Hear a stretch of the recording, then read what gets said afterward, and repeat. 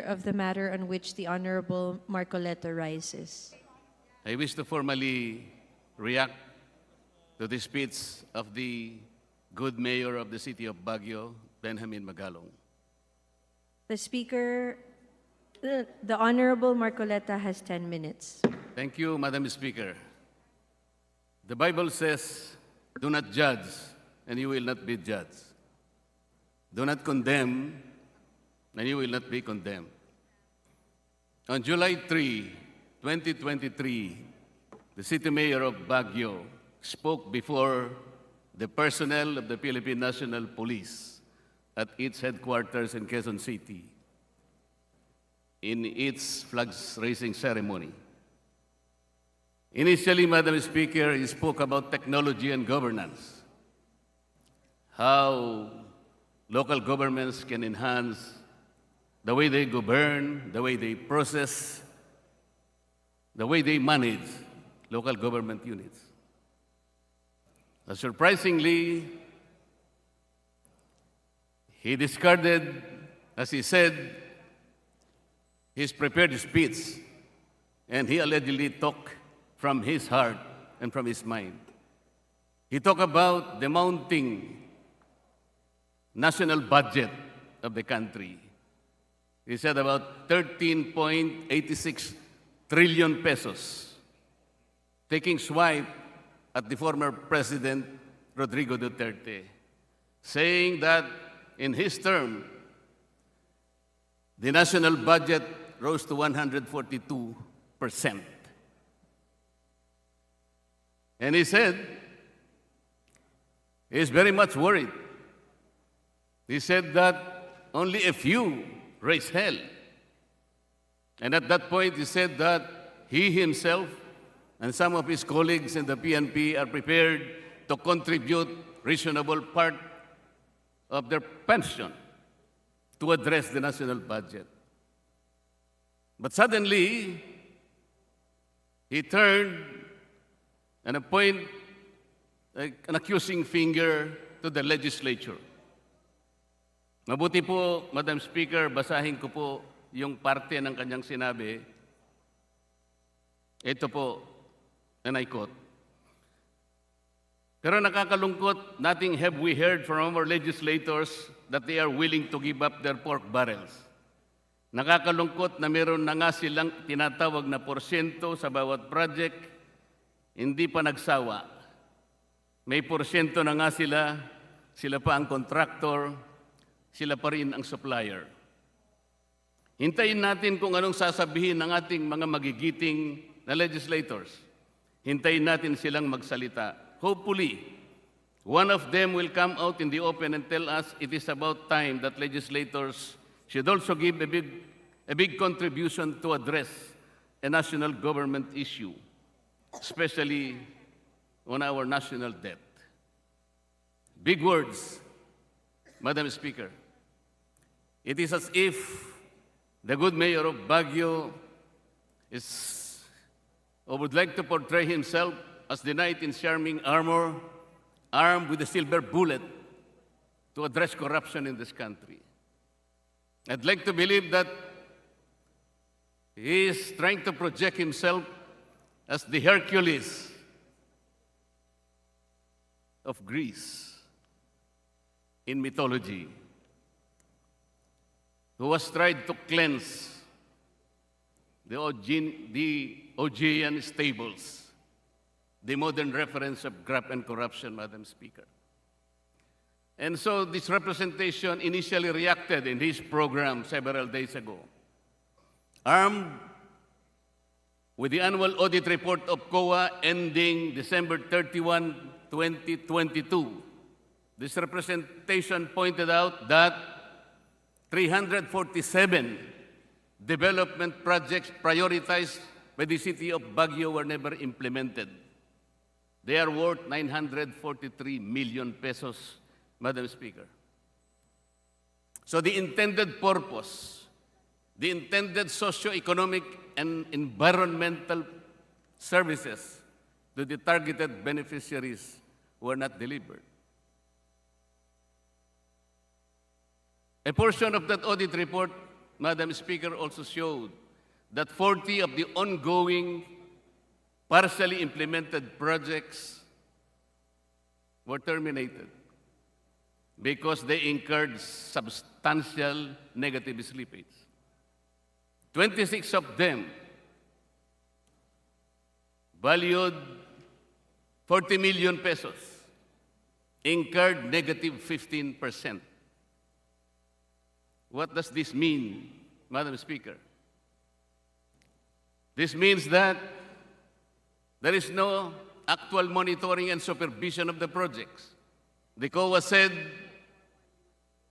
the required detailed engineering activities were never undertaken. The total of those 40 ongoing projects is 96 million pesos, Madam Speaker. The funds received from DPWH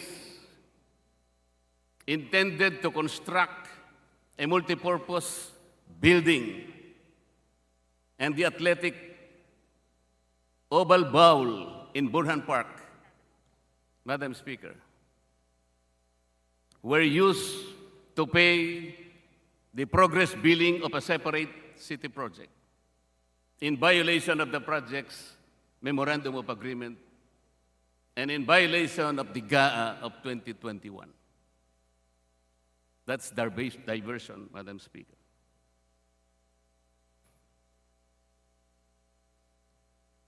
Madam Speaker, the accounts of the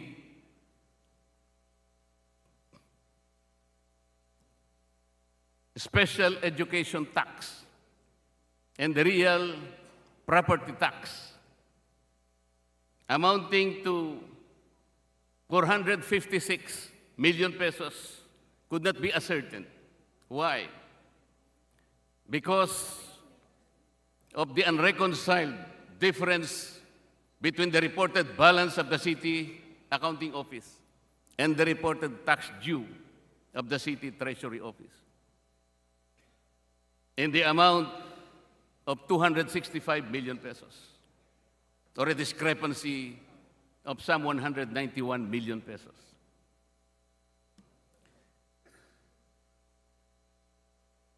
By December 31, 2022, the total unsettled notice of disallowances and charges, Madam Speaker, as audited by COA, totaled 235 million pesos.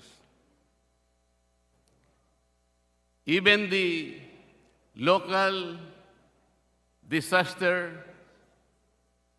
reduction management fund in the total of 405 million pesos, only 106 million pesos were utilized, Madam Speaker, showing a utilization rate of 26%.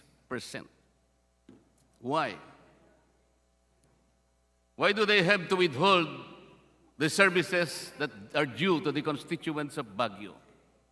Why is it that COA was able to note a time deposit of the city of Baguio in the amount of 4.3 billion pesos? Bakit hindi po nila gastahin? This is supposed to mitigate the effects of the environment, to shield and protect the people of Baguio. Bakit po iipunin ang 4.3 billion pesos in the treasury, in the banks, at hindi gamitin?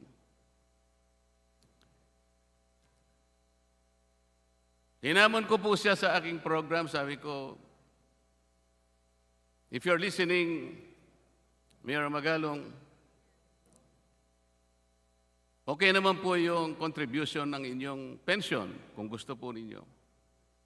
Pero maliit po yun. Why don't you give up the confidential fund? Kasi po, meron po kayong confidential fund, according to reports, about 2 million pesos per year. Siguro magsimula po kayo doon, and then kung meron po kayong maitulong at na iba pa, makausap niyo yung ibang mga mayors. Whatever amount that you will be able to produce, I will ask the leadership of Congress to match that, maybe 5 times of the amount that you will be able to produce. so that we can address the problem of our national budget. Pero huwag kang magpaparatang. Do not point the accusing finger to the legislature. The legislature is much more greater than the sum total of its parts. Do not generalize. With this qualified accounts of COA, Madam Speaker, the case of Mayor Magalong is like the pot telling the kettle black. Para pong sinabi po nung palayok, o ikaw kawali, ang itim-itim mo.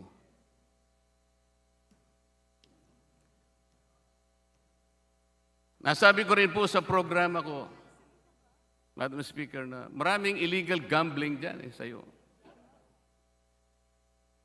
Doon lamang sa harap po ng City Hall, doon sa Otek Street, right at the tip of the nose of the Mayor of Baguio City, meron pong pasugalan doon. In Dapay, in Ligarda area, doon sa Kayang Hilltop, in Magsaysay area, sa Buknawan,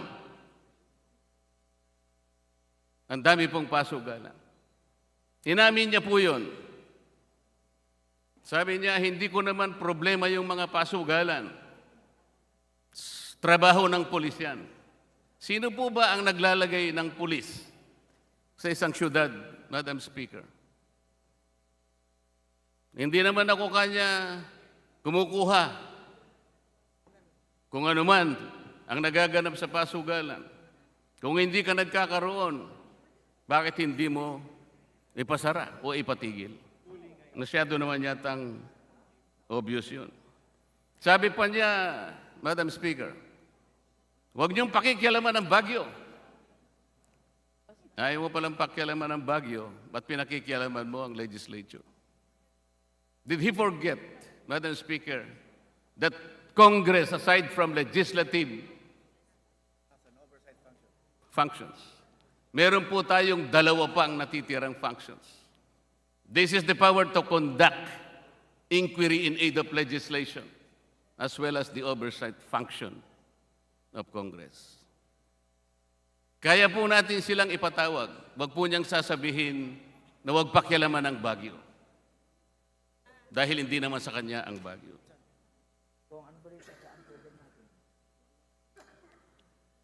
Nung nagpa-interview po siya sa radyo and television, he was asked to name names. But he refused to name names. Ang sabi po niya, I cannot do that. If I name names, I will be put in a very, very adverse situation. How come that he so appeared like he cares about our country? That he loved the country, that he showed patriotism and heroism. But he cannot face, he is not brave enough to face the consequences of his action. Madam Speaker, there was a challenge posed by the Bible thousands of years ago. He who is without sin should cast the first stone. With all due respect and in all candor, Madam Speaker, I do not believe that the mayor of Baguio City has the moral integrity or the rectitude to cast the first stone. No one is, Madam Speaker. Thank you very much.